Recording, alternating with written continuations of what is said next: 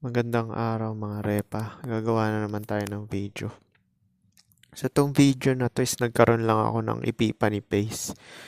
Kasi 'di ba sa red pill, sabi build nyo raw yung personality nyo. Now kasi yung personality kasi is ano yan, wala naman talaga tang fixed personality. Meron tayong mga innate na gusto, tsaka yung ugali natin na ano, pero nag-a-adjust yan, base yan sa mga nakakasalamuha natin. Either maging people pleaser ka or mag-a-adjust ka, magiging flexible ka at magkakaroon ka ng boundaries. So, ang maganda talagang magawa kasi talaga, magandang gawin talaga, seryoso na lang talaga sa mga ginagawa mo na ano, para sa pakikipagkapwa-tao or sa mga transaction mo sa business or sa mga katrabaho mo. Sa magiging seryoso ka na lang talaga. Yan kasi sinasabi nila kailangan build mo yung personality mo, maging mabait ka, tapos sociable para magustuhan ka ng babae. No, kasi pag yung ganyan kasi, marami kasing mga lalaki kasi na nauuto na ganyan na gusto ng babae kabaitan. Hindi dalawa lang gusto ng babae, final product. Which is yung top G lang talaga sa beta box, tsaka top G sa genetic. Now, yung personality, tsaka na lang yan papasok pagka nandun na talaga sa, nagustuhan ka na talaga ng babae. Minsan nga nag-a-adjust pa yan, di ba? Ibang babae nag stay sa mga nambubugbog kasi nga gusto talaga nila yung lalaki dahil nagpo-provide yan or top G sa genetic talaga at nagkaroon na ng anak dun sa lalaki na yun. Yun lang naman yun eh. Kaya ano, pero yung personality, secondary na lang yan, kagaya ng mga iba pang sinasabi natin. Ganun pa rin, kagaya nga ng sinasabi ko, marami na naman kasi mag-shoot. Paano mo mabibuild ang personality? Hindi mo naman kailangan i-build personality mo, maging seryoso ka lang talaga sa ginagawa mo. Tsaka marunong ka makipag kapwa-tao. Yan lang talaga. Presentable at malinis. Sakop mo na lahat yan eh. Bilhin mo black pill wisdom, presentable at malinis, pakikipagkapwa-tao. Kasi pakikipagkapwa-tao, yan yung tinatawag natin be like water, di ba? Yung sinasabi ko lagi sa inyo na ang ball laging nasa goals mo, ang ball laging nandun sa babae. Now, yung personality na yan is mag-a-adjust yan, depende yan dun sa mga nakakasalamuha. Kasi interrelated tayo, di ba? So, kagaya ko, kuwari, may nagkagusto sa akin or may nakakasalamuha ako dyan, kuwari, masyadong jolly yung ano, na ikaw mag-a-adjust, di ba? Ganun lang naman yun eh. Na ano, para talagang maging maganda yung pakikitungo nyo sa isa't isa. Yun lang naman talaga ang mahalaga eh. Kasi nga, need natin yan para sa survival. Naku, kung Jester Max ka, jolly ka masyado, people pleaser, i-build mo yung social skills mo. Kasi parang mangyayari nun, magiging people pleaser ka eh.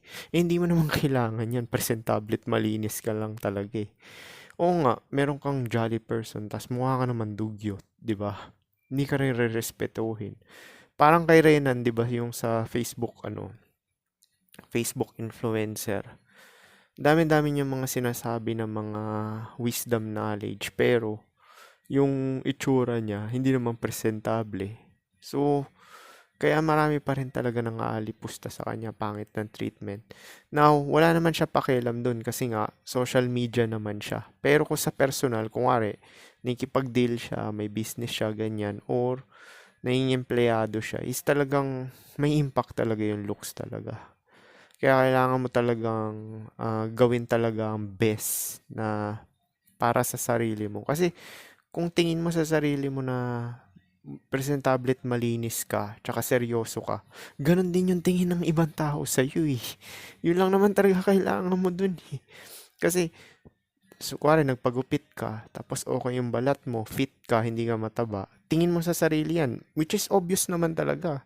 Um, hindi yan, hindi yan subjective objective yan. Kasi makikita mo mismo sa salamin yan eh, na fit ka, bagong gupit ka, tapos okay yung balat mo. O tapos yung sinasabi ko sa inyo, lahat ng gagawin nyo, dapat seryoso kayo. Hindi yung flip-flapper na sinasabi ko. Kuwari may goal kayo, mag-stick talaga kayo dyan.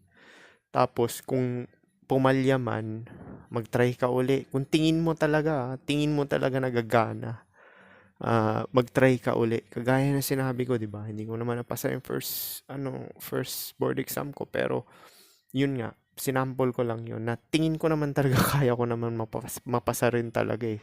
Kasi binigyan ko na strike din sarili ko, sabi ko, itong board exam na to, hindi ko to titigilan. Hanggang 10 take. Ganun ako ka-persistent talaga pag may gusto talaga ako. Hanggang 10. Pero pagka na-reach ko na yung 10 na yun, ibig sabihin hindi talaga para sa akin. Pero by fate talaga, ganun talaga eh. Nakuha ko rin siya na second take. Yun yung sinasabi ko sa inyo na hindi mo kailangan masyadong mag-stick sa iisang personality kasi bawat mga tao is iba-iba talaga yung mga ano niyan. Para kasing, 'di ba? Para tayong hayop, 'di ba? Hayop naman din talaga tayo. Judge natin yung mga tao sa unang kita pa lang base sa appearance.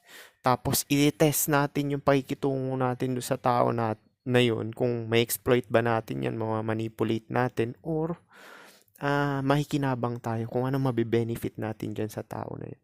Kasi, di ba sinabi ko na sa inyo yan, Psychology 101, kung sino nag-approach siya may kailangan. Kahit nga yung mga ano eh, yung nagsasabi ng, kuwari nakasalubong mo, kuwari may janitor na or cleaner, pumasok ako sa kwarto, binati ako ng hi or hello. Now, ginagawa niya ba yun para sa akin na ano? Ginagawa niya rin para sa akin, pero yung pag hi and hello na formality na ginagawa niya is para sa kanya yun. Para pwede niya akong magamit na in the near future kasi friendly siya, 'di ba? So, yun yung strategy niya kaya niya ako binabate or kinakausap nung janitor na yun. Ganun lang naman yun. Kaya nakikita ko yung perspective ng mga ganun, yung masyadong mga friendly na tao, yung unang nakikipag-usap. Kasi may kailangan talaga sila. Sa totoo lang. Yun talaga yung ano eh, kung sino una nag-approach, yun talaga yung may kailangan. Or, sabihin na nating naboboard lang din siya. Which is sa kanyang balik din yun. Kailangan niya ng validation na may kumausap lang din sa kanya. Which is pabor pa rin talaga sa kanya. Siya talaga may kailangan. Yun lang naman yan eh. Kung sino unang nakipag-usap o nag-approach, siya may kailangan talaga. Yan talaga yung ano eh. Kaya nga, sinabi ko na rin sa inyo yan, sa inyo dati, basta may trabaho ka, pumipera ka, nabibili mo yung gusto mo, meron kang pampagkain, tas may pangbayad ka ng upa o renta, is okay na yun talaga. Kaya talagang magfo-focus ka talaga sa ano mo, survival mo talaga. Yan talaga yung pinakauna. Na kaya mo ginagawa yung mga black pill wisdom na pagiging presentable at malinis, tapos seryoso, is dyan nakasalalay yung survival mo.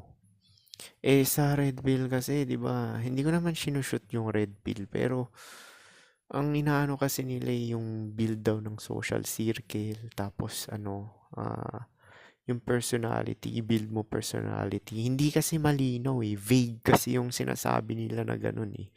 Build ng social circle.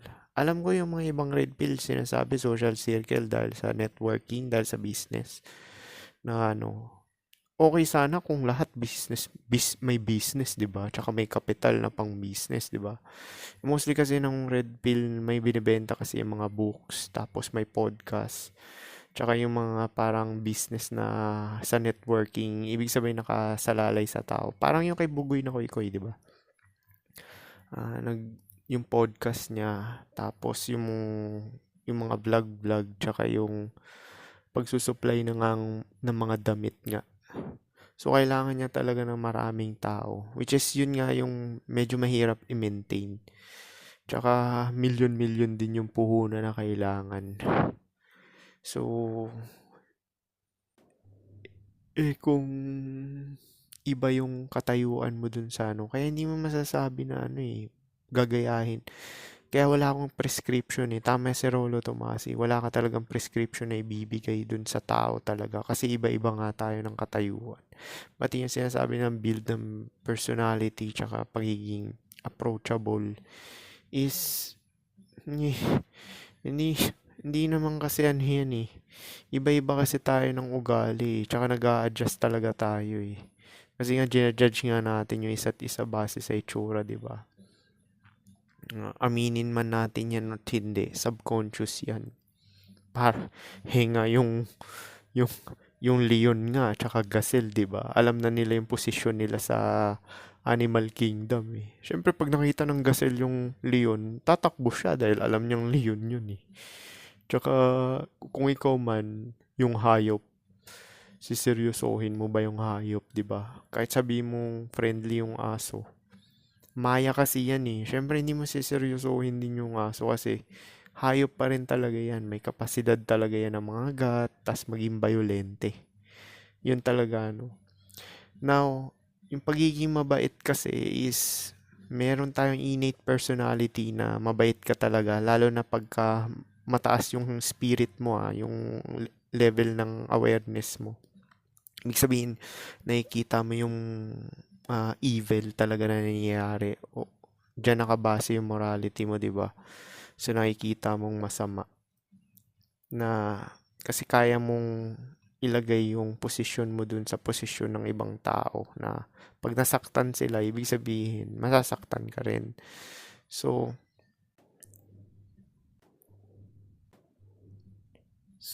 ang magagawa mo na lang talaga na ano talaga is pakikipagkapwa-tao at seryoso na lang talaga. Para siseryosohin ka rin. Tapos presentable at malinis para siseryosohin ka rin ng ano.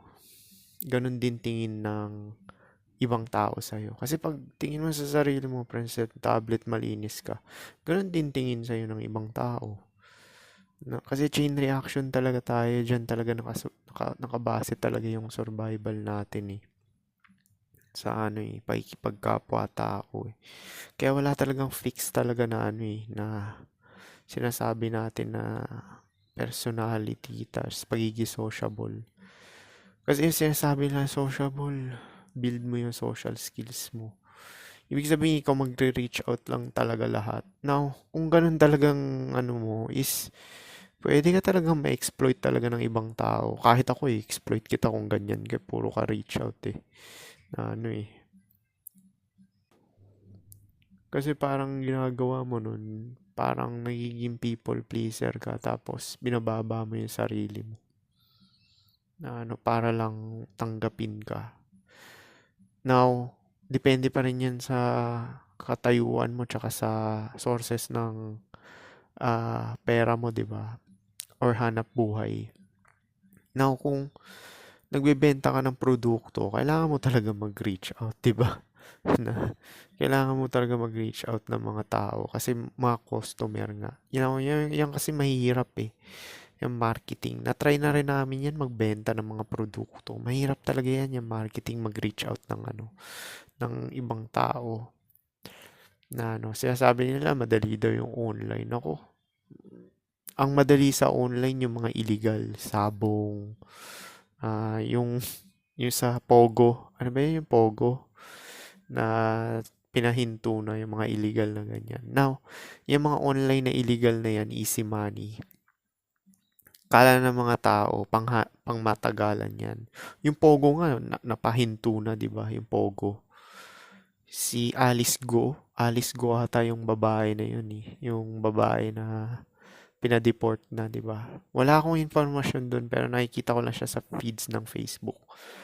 Now, lahat kasi ng bagay may katapusan. Yan yung lagi nyo iisipin. Kahit yung online na yan, na business na yan, magiging saturated rin yan. Tsaka kung illegal yan, ibig sabihin easy money. Na ano, may span lang yan, mga 3 years, 2 years, ganon. Mahihinto rin yan. Hindi na, ano yan, na hindi talaga kagaya nung nangingimpleo ka. May assurance din kasi yun eh. Kasi pag naka 10 years ka dun sa kumpanya mo, meron ka ng benefits, di ba? pagka 60 ka na. Hindi ka na mangangapa na magtatrabaho ng tricycle driver, mga ganun. Pwede mo naman pagsabay yung online habang nanging-empleo ka. Yan yung sinasabi ko sa inyo na ano eh, na kailangan pagsabayin nyo siya, i-balance nyo talaga, base talaga dun sa priority nyo. So in short, parang be like water din talaga. Mas ipa-prioritize mo yung tingin mo talaga na magbe-benefit ka in the future talaga. Yung goal to death na sinasabi ko sa inyo, di ba? Na iisipin nyo, tatanda ako, magkakasakit ako. Yun lagi. Kasi hindi mo naman talaga malalaman kung kailan ka mamamatay. Diba? Kaya yun yung sinasabi ko sa inyo. Wala tayong prescription na binibigay dito kung anong dapat gawin mo. Principle lang yung sinasabi dito, mga principles na para maging successful ka sa mga pakikipagkapwa-tao is yun lang talaga need mo talaga gawin. Kasi dito sa realidad na to is ano lang talaga survival of the fittest lang talaga eh. Either ikaw mang-exploit o ikaw may exploit. Yun lang talaga yung ano eh. Kahit naman sa pagiging empleo, may hierarchy pa rin yan. May manager ka, may leader ka, may team leader. Meron ka mga colleagues, ka-level mo lang din, di ba? Ganun yan na ano, na may hierarchy. Kahit saan ka tumingin talaga, may hierarchy talaga yan eh. Na ano, kaya yun lang talagang magagawa mo. Presentable at malinis. Pagiging flexible at seryoso talaga. Kaya nga, di ba, nabanggit ko na sa inyo rin yan dati. Pag tinatanong ako lagi kung ano talaga yung goal ko. Wala talaga akong specific talaga na ano. Meron talaga akong isang specific na goal, which is nga yung goal to death. Na nag-iisip ako talaga ng passive income. Na pwede kang pangmatagalan na kumita. Kagaya nung ginawa ko na nagmasteral ako kasi nga yung masteral na yan is pwede kang maging clinical instructor niyan. Kahit 60 ka na, ibig sabihin matanda ka na. Yung iniisip ko is yung future proof. Yung future proof na ano, na trabaho. Kaya ako nagmasteral kasi nakita ko yan yung nag-aaral pa ako sa eskwelahan dati nung college. Di ba nga nag-nursing nga ako.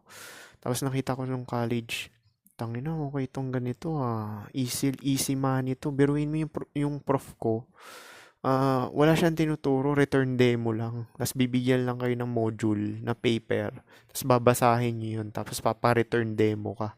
Clinical instructor yun Ang bayaran pala doon, dati pa yun Kasi nagtrabaho rin yung kapatid ko ng ganun 250 per ora. That was parang 15 years ago o 10 years ago. 15 years ago. Sa kuya ko yun kasi naging instructor din kuya ko, nagmasteral kasi yun So, kasi nag-boom yung nursing dati. Yan yung patok talaga kasi marami talagang gusto mag-abroad. So, nakita ko yan. So, by age 24, ata ako nun. Sabi ko, tangina mag-masteral ako. Tapos 1.5 years. So, natapos ko siya ng 25. Ganon din yung nursing ko. Kung hindi ko na kaya mga empleo by 45, pwede rin ako mag-PDN, private duty nurse. Meron nga ako sinalihan sa Facebook na private duty nurse or healthcare assistant. Now, sa TESDA pala merong ganun merong healthcare. Hindi ko alam specific na pangalan nung ano na yun course. Kasi yung ka-LDR ko nag-ganon nag-take ng course na sa TESDA Caregiver, ayun, caregiver pala.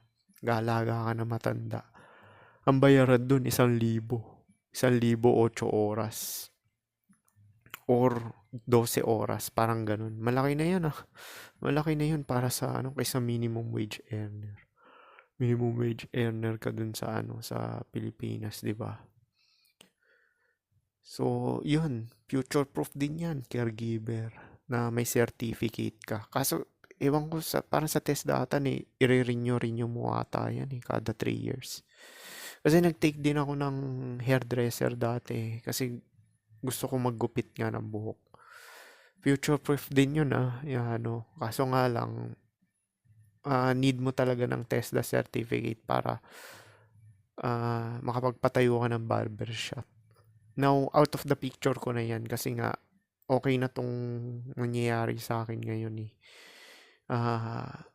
So, yun yung sinasabi ko sa inyo na mag-iisip talaga kayo ng goal nyo na pangmatagalan talaga, yung future proof na hindi siya madaling palitan. Tsaka kung tumanda ka man, hindi mo na kayang magtrabaho sa workforce, is meron ka sources ng income kahit pa sideline lang. Yung online kasi kung nag-shoot yung online yung kagaya ng mga crypto, 'di ba? Yung mga cryptocurrency. Kasi yung mga ganyan volatile yan eh. Hindi na minsan nga masisiro ka pa diyan eh, yung investment mo eh. Kaya hindi ako ganong nag-iinvest ng ganyan eh sa mga crypto kasi nai-scaman talaga ako diyan. Marami talagang nag-negative diyan eh. Ibig sabihin na zero out talaga.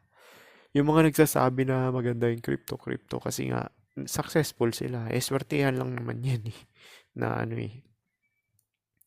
Ang sa online lang talaga na malaki kumita yung mga illegal, yung mga sabong, tsaka yung mga parang crypto rin networking, ganon. Which is hindi siya pang matagalan din talaga. Kasi kagaya no sa Pogo, di ba? Binan na sa Pilipinas, di wala na. Yan sinasabi ko sa inyo na pagsabayin yung skills talaga. Yung skills kasi yun yung pangmatagalan eh. Hindi siya yung easy money. Although pangmatagalan siya, at least future proof siya yung skills. Ibig sabihin kahit ano skills yun, yung may mga certificate. Kasi yung may mga certificate diploma, ibig sabihin, kaya ka binigyan ng certificate or diploma kasi yun yung skills mo talaga, dun ka gagaling. Hindi ka kayang palitan kasi yun yung binabayaran sa iyo, yung skills mo eh. Yung skills mo yung binabayaran sa iyo kaya ganun eh. Yung certificate or diploma na ano, sinasabi nila certificate, diploma, papel lang yan. Naku, hindi. Oo nga, papel nga lang yan. Pero hindi ka madaling mapalitan. Kasi nga, yung certificate na yun, yung skills mo eh. Hindi ka na mabibigyan ng certificate or diploma kung wala ka skills, di ba? Hindi ka naging proficient dun sa ginagawa mo na yun, di ba? Kaya ang tatanga ng mga nagsasabi na yung online na yan, tingnan na lang natin yung mga Facebook influencer. Naswertehan lang talaga sila na naging milyonaryo sila na mabilisan. Now, actually, hindi pa nga rin mabilisan yan. 10 years din yan eh. Matagal din yan. Kagaya ng sinample ko, di ba? Yung kay Makagago.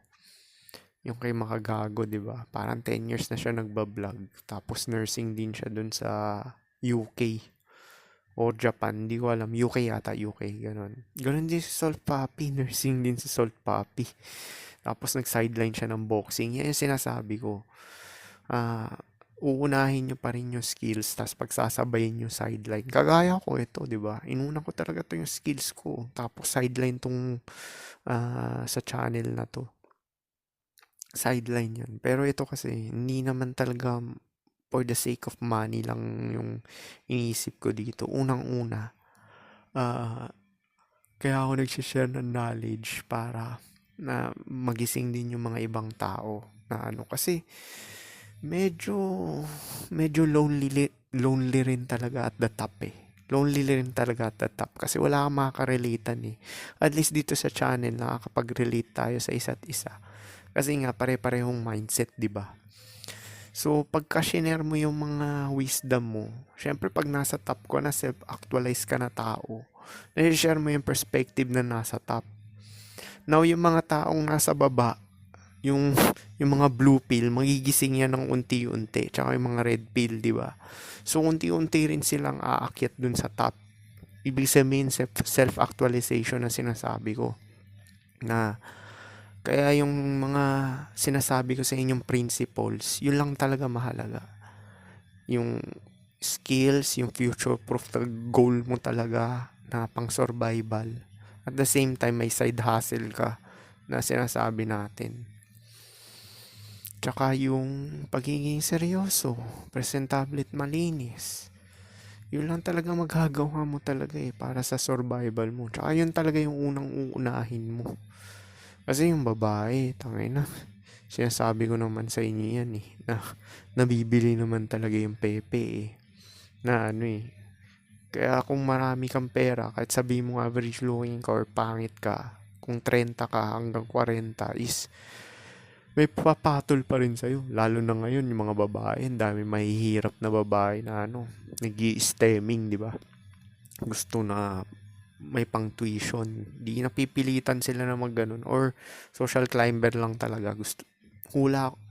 Duda ako sa tuition fee. Rason lang nila yan eh. Sa totoo, pang lifestyle yan, pang iPhone. Kasi makikita mo yung cellphone nila, iPhone eh. iPhone yung ano eh. Kada taon, di ba may bagong iPhone? Yung mga babae, gusto niyan, latest parati eh. Kaya nagwo-walk yung mga yan. Kaya yung sinasabi nila ah, na pang tuition, hindi ako naniniwala dyan. Merong iba totoo talaga. Yung salat talaga ng babae. Pero, madjudge mo talaga base sa kutis ng babae, damit niya, background ng picture na pinag-aanuhan niya. Tsaka yung asta niya na may confidence. Kasi yung confidence kasi, hindi ka naman magiging confidence kung hindi ka nagiging successful. Sinabi na nga rin ni Brandon yan, di ba? Na ano, yung confidence, produkto yan ng success. Produkto ng success yan. Tingin mo ba ganito ako magsalita kung hindi yan produkto ng nagkakaroon ako ng babae tapos hindi ako nagkakaroon ng pera nagkakaroon ng okay na pera? Hindi ko sinasabi na malaki kita ko. Above average siya. Above average yung kita ko. Pero, produkto talaga yung confidence ko ng success. Yun lang naman.